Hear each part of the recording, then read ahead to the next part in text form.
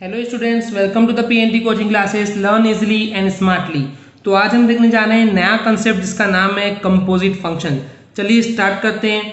इसमें बोला गया कि लेट एफ एक फंक्शन है जो कि ए टेंड्स टू बी। ओके, जैसे कि आपको डायग्राम में भी दिख रहा है कि हमारे पास एक ए सेट है। ओके, और वहां से कि फंक्शन दिख रहा है आपको, पॉइंट कर रहा है ए टेंड्स टू बी, यानी कि ए से बी की तरफ जा रहा है।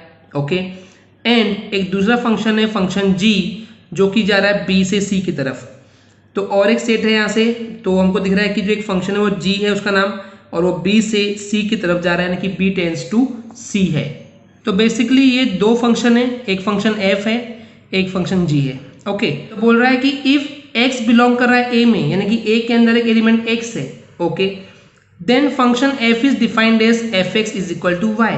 तो यहाँ पे अगर बी के अंदर एक एलिमेंट वाई मान ले, ओके, तो अगर मैं करस्पॉन्डिंगली बोलूँ कि कैपिटल ए सेट, यानी कि ए सेट के अंदर एक एलिमेंट स्मॉल एक्स ले रहे हैं, कैपिटल बी सेट के अंदर एक एलिमेंट स्मॉल वाई ले रहे हैं, और कैपिटल सी के अंदर एक एलिमेंट जेड ले रहे हैं, तो हम बोलेंगे कि अगर इस एलिमेंट एक्स की जो कि सेट ए में है उसकी अगर इमेज जो है वो वाई है, तो हम इसको बोलेंगे y is equal to f of x.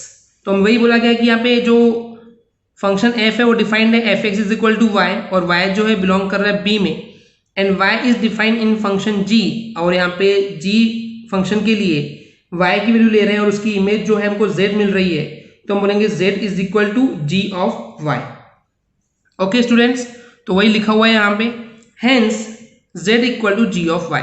Okay, जो हमको मिला है z equal to g of y, तो अगर मैं यहाँ से y को हटाकर y की वैल्यू पुट कर दूं तो y की वैल्यू क्या थी, fx थी, तो हो जाएगा ये g ऑफ fx। तो इसको रीड ही ऐसे करते हैं कि g ऑफ एफ एक्स, तो इस पूरे को रीड करते हैं जी ओ एफ। ओके, चलिए देखते हैं वही आगे बताया गया है। Clearly corresponding to x belongs to a unique value of c is z equal to g of f x x. यानी ये बोल रहा है कि अगर इस x एलिमेंट की बात करें तो इसकी एक इमेज अगर मैं c सेट में देखूं तो उसकी इमेज क्या हो जाएगी, z, जो कि equal to g of y, और y की वैल्यू पुट करेंगे तो जाएगा g of f of x। Okay, so this rule is from function a to c। ये जो रूल है वो क्या है, a से c की तरफ है, तो इस रूल को क्या बोलेंगे, इसको फंक्शन नहीं बोलेंगे, इसको बोलेंगे g o f। That is कभी भी हम a टू c जब जाएंगे तो उसको रिवर्स करते हैं, तो रिवर्स क्या है, g o f, g of f। Okay students, वही बोला है कि this function is denoted by g o f and it is called the composite function of f and g। तो इसी को बोलते हैं composite function of f of g, यानी कि दो फंक्शन का कॉम्बिनेशन, उसको हम बोलते हैं कंपोजिट फंक्शन। तो स्टूडेंट्स, आपको ये डायग्राम क्लियर हो गया होगा। तो आपको एक जो पैटर्न बताना चाहिए वो ये है कि जी ओ एफ एक्स अगर ऐसा लिखा हुआ आपको मिलता है तो हम इसको सिंपली कर देंगे जी, और बड़ा ब्रैकेट लगा करके इसको एफ, एंड फिर ये एक्स इस बाद वाले फंक्शन के लिए रिप्रेजेंट किया जाता है। सो जी ओ एफ एक्स को हम जी ऑफ एफ एक्स भी इस तरीके से लिख सकते हैं। ओके स्टूडेंट्स, आई होप आपको कंपोजिट फंक्शन क्लियर हो गया होगा। ये आपको और ज़्यादा बेटर समझेगा जब हम इसके एग्जांपल्स देखेंगे तो। ओके स्टूडेंट्स, फिलहाल चलते हैं, देखते हैं नेक्स्ट कंसेप्ट जो कि आइडेंटिटी मैपिंग। इसमें बोला गया है कि a mapping f such that A tends to B is called identity mapping. यहाँ पे एक फंक्शन यानी कि मैपिंग दी हुई है, ए टेंड्स टू बी, एक ए सेट है एक बी सेट है। ओके, तो उसको हम आइडेंटिटी मैपिंग बोलेंगे जब ये दो कंडीशन होगी। तो पहला A is equal to B, set A is equal to set B का मतलब ये होता है कि सेट ए में जो एलिमेंट हैं, जितने भी एलिमेंट है वो सारे के सारे टू कॉपी बिल्कुल सेट बी के भी एलिमेंट होने चाहिए। ओके, सेकेंड इसलिए कंडीशन है कि एफ ऑफ एक्स, यानी कि एक्स की जो इमेज होगी वो एक्स ही होना चाहिए। ओके, यानी कि एक्स की इमेज एक्स होना चाहिए, यानी कि अगर सेट ए में एक एलिमेंट स्मॉल एक्स है और सेट बी में एक एलिमेंट स्मॉल एक्स है, तो x का रिलेशन x के साथ होना ही चाहिए, तब जाकर के ये आइडेंटिटी मैपिंग होता है, और इसको रिप्रेजेंट किया जाता है आई ए से। चलिए इसको डायग्राम से ज़्यादा समझते हैं। जैसे यहाँ एग्जांपल में दिख रहा है कि सेट ए है और उसके अंदर चार एलिमेंट है, A1 A2 A3 A4। Okay, आपको यहाँ दिख भी रहा है। और दूसरा सेट ले रहे हैं बी, उसके अंदर भी यही एलिमेंट होने चाहिए, क्योंकि आइडेंटिटी मैपिंग के लिए अभी हमने देखे थे कि सेट ए और सेट बी के अंदर सेम एलिमेंट होने चाहिए। तो A1 A2 A3 A4 यहाँ पे भी है, A1 A2 A3 A4 यहाँ पे भी है।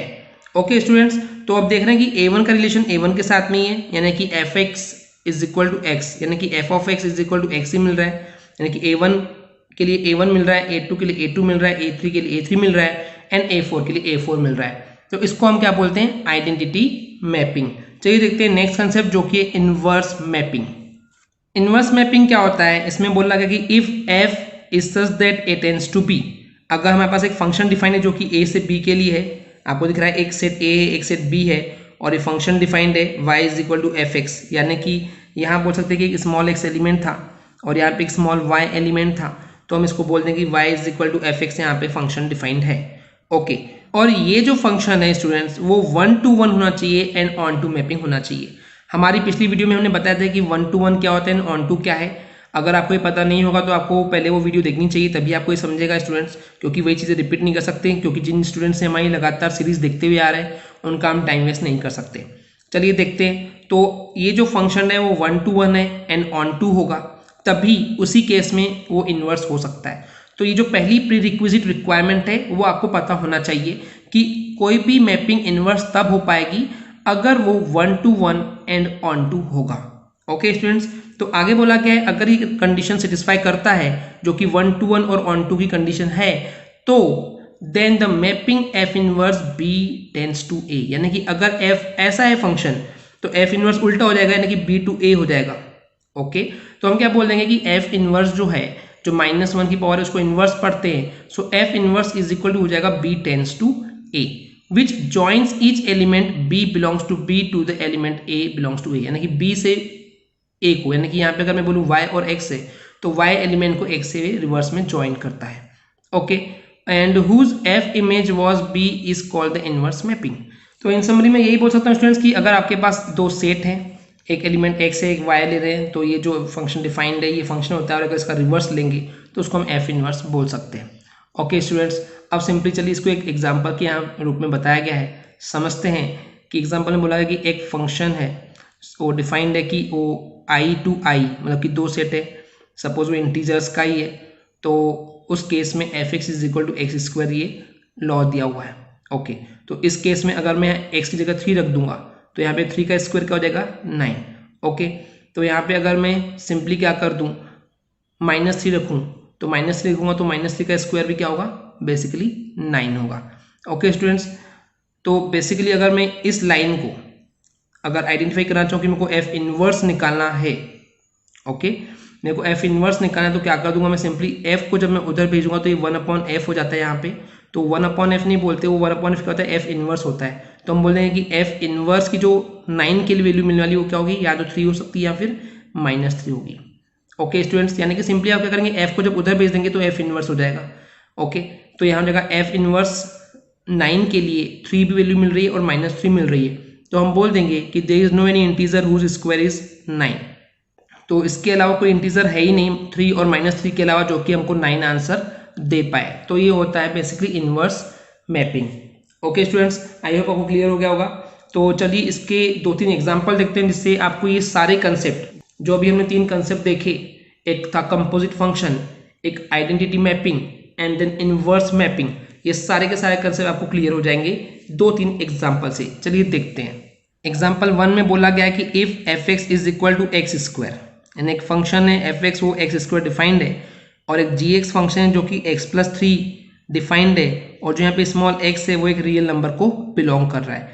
Then find the values of GOF(x) and FOG(x) and FOG(2). चलिए, तो इसी एक क्वेश्चन में 3 क्वेश्चन दिए हैं, 1 बाय 1 सॉल्व करते हैं। सबसे पहले हम सॉल्व करेंगे GOF(x) क्योंकि ये दिया हुआ है। ओके, तो गिवन कंडीशन को पहले लिख देंगे कि एफ एक्स और जी एक्स क्या क्वेश्चन में गिवन है वो लिख देंगे, एंड हमको फाइंड करना है GOF(x), तो हम यहाँ लिखेंगे GOF(x).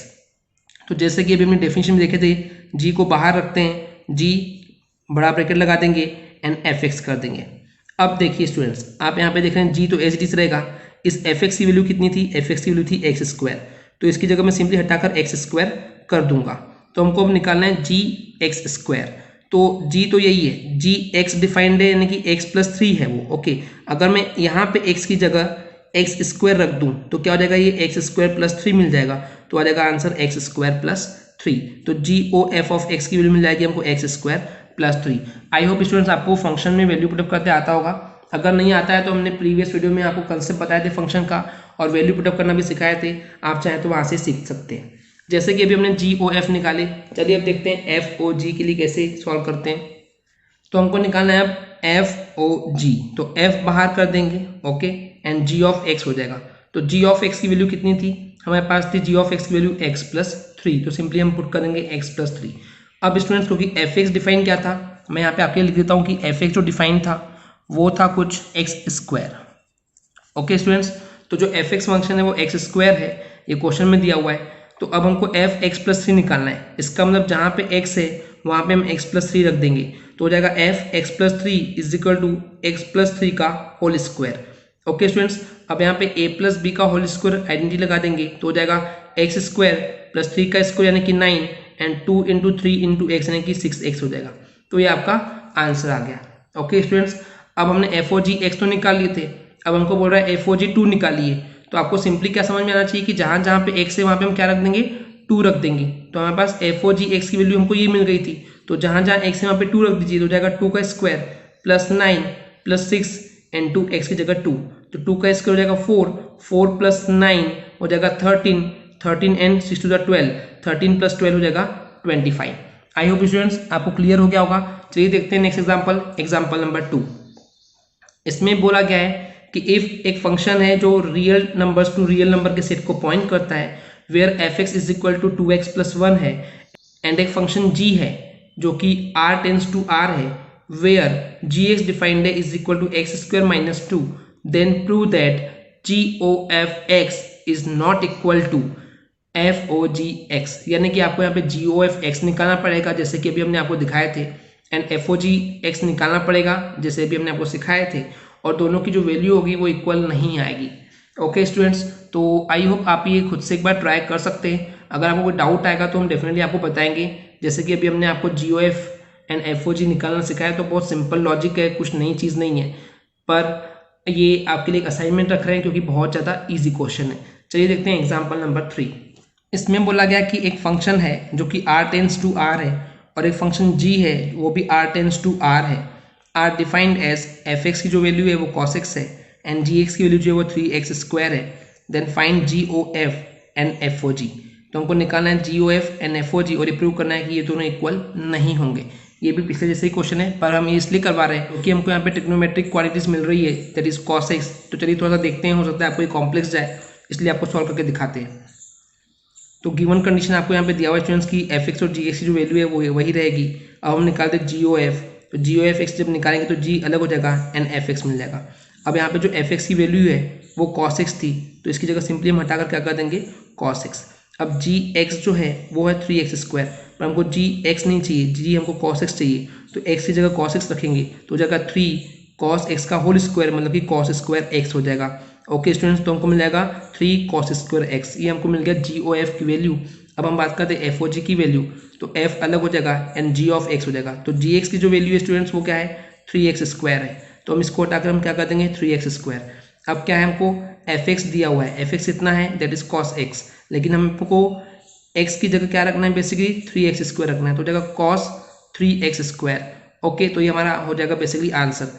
अब आप देख रहे हैं कि ये दोनों जो वैल्यूज है वो बिल्कुल भी इक्वल नहीं है, तो फ्रॉम इक्वेशन इसको एक इक्वेशन दे देंगे, इसको एक इक्वेशन दे देंगे, इन दोनों से हम बोल देंगे कि दोनों इक्वल नहीं है और ये प्रूव हो जाता है।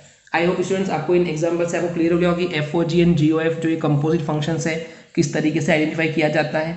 ओके, इस पर और भी आगे बहुत सारे क्वेश्चंस में वेरिएशन है जो कि हम आने वाली वीडियो में बताएंगे। आज के लिए इतना ही। ओके स्टूडेंट्स, अगर आपको हमारी वीडियो से कुछ भी सीखने मिला या नॉलेज मिला तो प्लीज़ हमारे चैनल को सब्सक्राइब कीजिए एंड वीडियो को लाइक ज़रूर करें। Thank you.